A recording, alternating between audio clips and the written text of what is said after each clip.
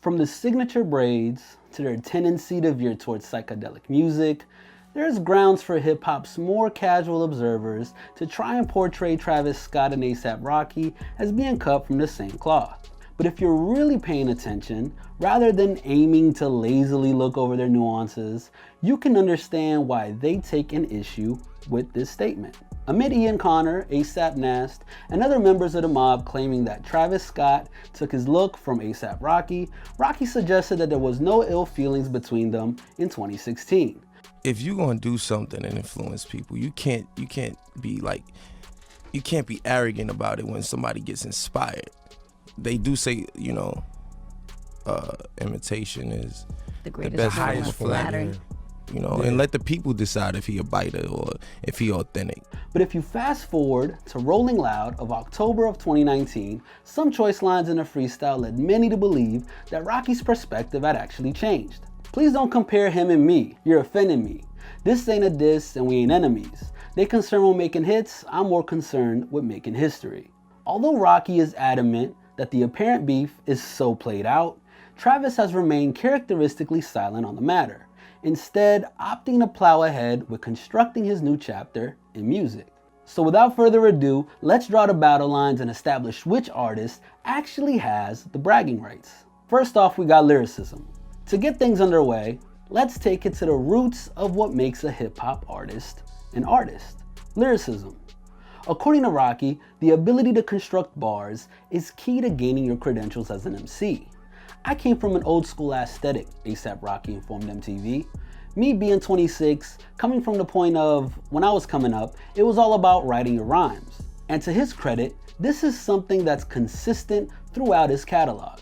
Crafting poems to his rockstar lifestyle, and capable of conjuring up a freestyle or constructing intricate rhyme patterns as he's done on tracks like Trilla, to the Tyler the Creator-aided track Potato Salad. He may not be a top-tier GOAT contender that hits home runs every single time, but Flacco could certainly hold his own in terms of bars if it came to a battle. Although Travis has proven that he can spit in the traditional mold over the years, most notably on tracks such as Al Farrow's Bad Mood or on the concluding verse of Antidote, the actual content of La Flame's verses often plays second fiddle to the complex arrangements that he and Mike Dean construct. Regularly layered in a sing-songy flow and intended to transport audiences to another headspace, Travis doesn't place the same emphasis on lyricism that Rocky does.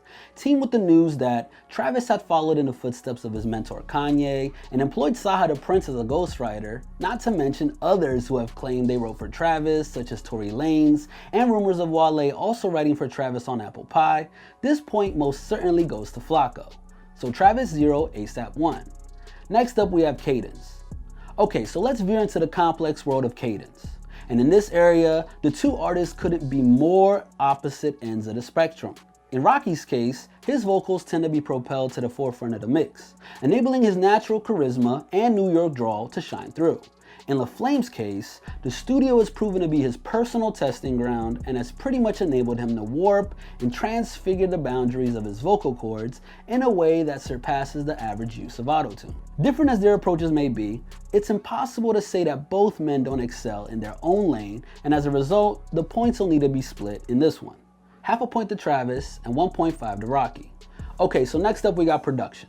Technically speaking, A$AP Rocky is a producer, yet as he's conceded, it doesn't take place in a traditional manner where he's actively contributing to the composition of the track, assigning much of the hands-on work to longtime confidant Hector Delgado. Flacco's role is that of a sonic curator that envisions what he wants to hear and leaves other people to do the legwork. By contrast, Travis Scott is immersed in every single note of his music, poring over the instrumental with an almost frenzied attention to detail. Having self-produced his own material, as well as lending his expertise and capacity for innovation to the music of everyone from Jay-Z to Kanye and his own protege Don Toliver, his immersion into the process makes this an easy win for Travis Scott. 1.5 to 1.5, We got a tie.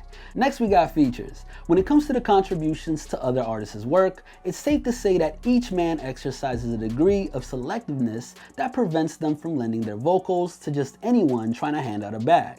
Over the years, most of Rocky's features have been in-house and bolstered his ASAP Mob brethren, which in cases such as Ferg Shaba, The Work Remix, and Pups have resulted in him outshining the primary artist. Elsewhere, he's made occasional forays outside of the camp to lend his distinct tones to a litany of megastars including Rihanna, Lana Del Rey, Selena Gomez, Schoolboy Q, and his partner in crime, Tyler the Creator. In most cases, he does a serviceable job and has often carved out an iconic verse.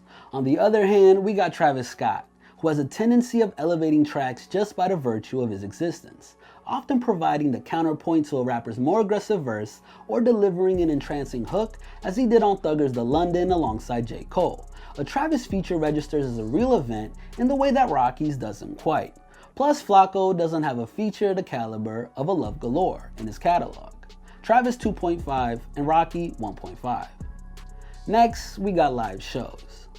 Although not relevant to all artists, live shows are something that Rocky and Travis take seriously. For both MCs, it's not enough to just shout their verses over a backing track. Instead, it's a transformative experience that skews more towards an art installation, or in Travis's case, a literal amusement park. Definitely not your average show. Although Rocky's Injured Generation tour was a sight to behold, all reports from the annual Yams Day suggest that despite the wrestling ring motif, Flacco and his crew left a little something to be desired. Meanwhile, whether you've been there in person or witnessed it secondhand within Travis's Netflix documentary, Look Mom I Can Fly, both the Astroworld Tour, the first edition of its Houston Festival, and the devotion that he inspires from his fan base has put LaFlame in a league of his own, and so the point is gonna have to go to Travis. 3.5 to LaFlame and 1.5 to Flacco. Now that we've attended the skills department and established which areas each artist prevails in, we gotta move towards their discographies, starting with how they fared before their debut records formally introduced them to the mainstream world. Pre-debut album. Propelled into the public eye through ASAP Yam's ability to transform Rocky into an almost mythical figure before they'd even heard a track, the heady sound of Flacco's debut mixtape, Live Love ASAP, has only grown in acclaim as the years have went on. Seen as a benchmark for the cloud rap era that infused New York swag with the codeine-drenched, chopped and screwed sounds of the South, Rocky's opening statement, which spawned classics such as Peso, Purple Swag, and Brand New Guy among others, isn't just one of the greatest mixtapes to emerge from the past decade, it's actually one of the finest to ever be released in general. By comparison, Travis's rise to the top was a lot more inconspicuous.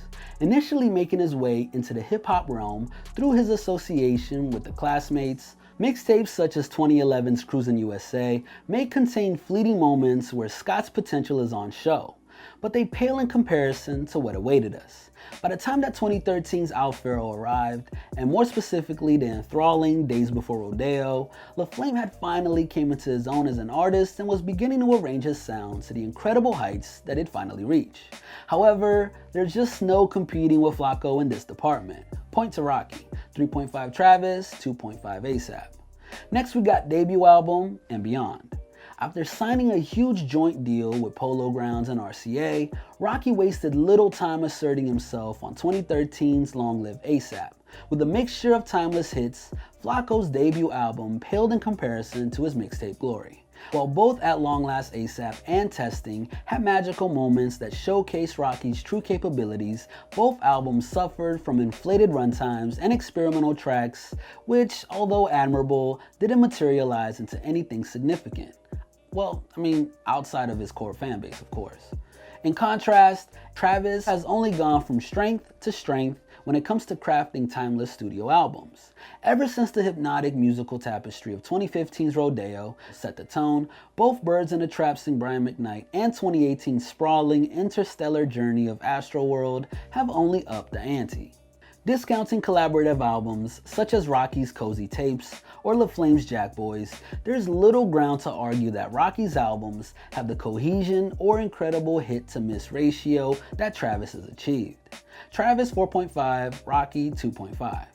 Now I want to move on to the subsection that both artists are more preoccupied with any other section, their legacy, style and fashion. First off, we need to get into one of the key components of what sparked their apparent beef in the first place, style and fashion. While Travis has inked lucrative deals with Nike and is no slouch in the wardrobe department, it'd be impossible to suggest that anyone except for Kanye has both changed hip-hop stature within the often sheltered world of high-end designers while emphasizing classic elements of the cultural heritage other than Rocky.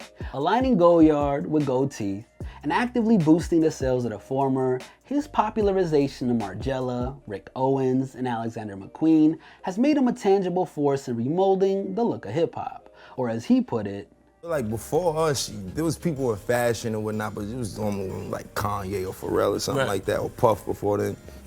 Now that's standard. Like, you gotta have some type of freshness. That we brought that back into hip hop. Point goes to ASAP, Trav 4.5, Rocky 3.5. Now we go to the cosigns. When you consider an artist's impact, it's hard to separate them from the rappers that they propel up the ladder. While Travis has helped clear a path for his own stable of artists, such as Don Toliver, Sheck West, and other Cactus Jack affiliates, it'd be hard to argue that he's placed the same sort of focus on pinpointing new talent as Rocky has. Within the Cozy Tapes alone, Flacco followed the late Yams manifesto and helped bring artists such as Lil Uzi Vert, Made in Tokyo, Playboi Carti, and even Skepta to the forefront prior to Drake acquiring the British MC services on More Life.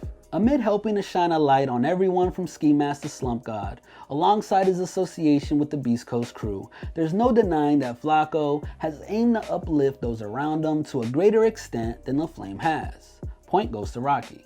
So now we got a tie. 4.5 to Travis and 4.5 to Rocky. So last but not least, we got impact. For their final point, we have to take a look at their overall impact not only in the hip-hop world, but also in popular culture at large. Both artists have aided in the creation of many styles within the modern-day hip-hop ecosystem. And if you were to look down the lens of the chart success alone, Rocky would edge Travis on the billboards by 2 #1 records to 1. However, where the sound of his debut mixtape was revolutionary and has inspired many copyists, Rocky's approach was ultimately derivative of a few different sounds that were then amalgamated together to form his signature sound. Where in Travis's case, he has not only aided to remolding hip-hop as we know it, but he succeeded in doing so, whereas some of Rocky's attempts of innovation have fallen on deaf ears. And as Travis put it, while listening to the playback of Astroworld's Juice WRLD assisted track No Bystanders for the first time, this will change rappers' drums, BPMs, melodies. It's gonna change his flows. That's what I'm trying to do. I could wait another year and never hear another song like this. People are gonna go crazy on this one. And to his credit, he was right. As a result of the massive benchmarks and sound that he's created, Travis narrowly edges Rocky on this one, and as a result, he comes out on top. And the final score is Travis Scott 5.5 and ASAP Rocky 4.5.